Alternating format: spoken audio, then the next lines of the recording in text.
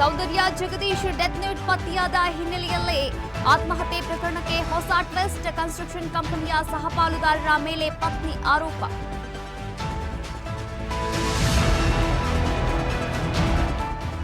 Prajwal Revanna pen drive ಪ್ರಕರಣ ವಿದೇಶಾಂಗ ಇಲಾಖೆಯಿಂದ ಶೋಕಾಸ್ ನೋಟಿಸ್. 10 ದಿನದೊಳಗೆ ಉತ್ತರಿಸುವಂತೆ ನೋಟಿಸ್.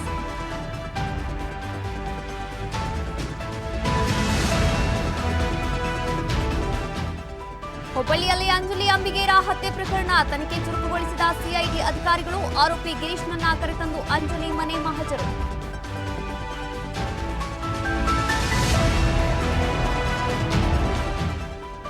ನರೇಗಾ ಯೋಜನೆಯಲ್ಲಿ ಅವ್ಯವಹಾರ ಆರೋಪ.